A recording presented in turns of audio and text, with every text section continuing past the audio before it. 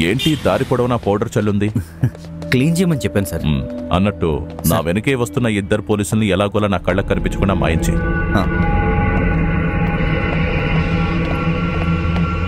నాకొచ్చిన phone call satellite ద్వారానే వచ్చింది. It's very tough to locate. వాళ్ళ ఇన్స్ట్రక్షన్స్ ప్రకారమే మనం నడుచుకోవాలి. అదొక్కటే మనం చేయగలిగింది. దట్ మీన్స్ ఇది ముందుగానే ప్రిపేర్ అయి చేయబోయే ఆపరేషన్ అయితే కానే కాదు.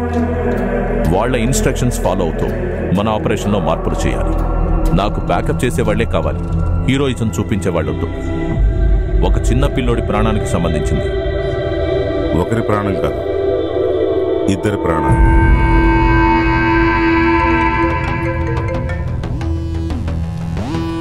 హలో నేను ఫిలిప్ అబ్రహం. ఇప్పుడు చావు భయం పట్టుకుందా? చుట్టూ పోలీసు వాళ్ళని పెట్టుకుని ఎన్ని రోజులు నువ్వు తప్పించుకున్నావు అనుకున్నా.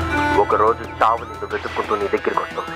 డబ్బులు తీసుకొని నేను చెప్పిన చోటు నువ్వు ఒక్కడివే రావాలి. ఇక దేవుడే నిర్ణయిస్తాడు.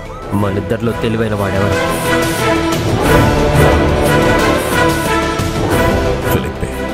ఓ, నిన్ను వాడు ఏమైనా చేయగలరు.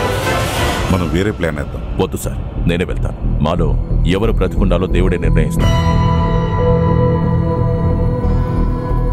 నన్ను ఇక్కడి నుంచే బయలుదేరమని చెప్పాను. నేనెక్కడికి రావాలో ఫోన్లోనే చెప్తానన్నాడు. మీటింగ్ పాయింట్ని అప్పుడప్పుడు మార్చే అవకాశం కూడా ఎక్కువగా ఉంది.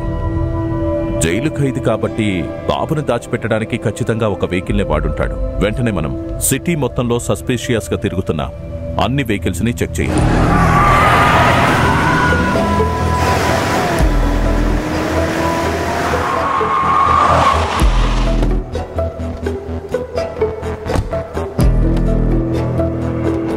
అండ్ ఐ రిపీట్, ఎవరు హీరోయిజం చూపించొద్దు.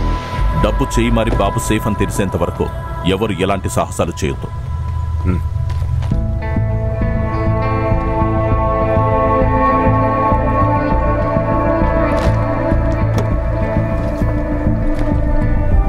Best of luck. ఒంటికి మట్టి అంటకుండా చూసుకో. ఎప్పటికైనా నేను మట్టిలో కలవాల్సిన వాడిని, కానీ ఆ క్యాలెండర్ ఇంకా ప్రింట్ కాదు.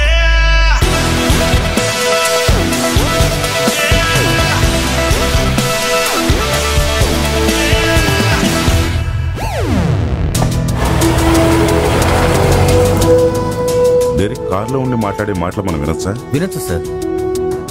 మన ఫోర్స్ డెరిక్ని ఫాలో చేయాలి సార్. కీపింగ్ ఏ సేఫ్ డిస్టెన్స్. సార్.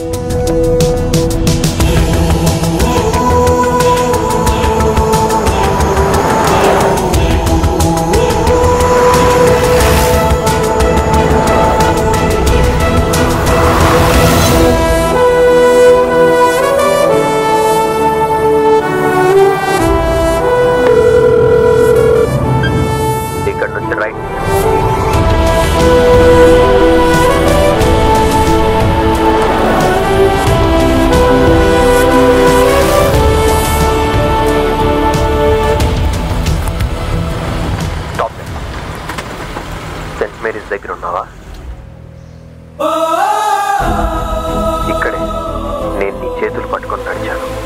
ప్రతి ఆదివారం మనం ఇక్కడే ప్రేయర్స్ అటెండ్ చేసేవాళ్ళం. మన అమ్మని నాన్నని కోల్పోయిన తర్వాత దాదాపు ప్రతిరోజు మనం ఇక్కడికే వచ్చేవాళ్ళం. మీరు నన్ను జాగ్రత్తగా చూసుకుంటానని ఆ దేవుడి ముందు ప్రమాణం చేసి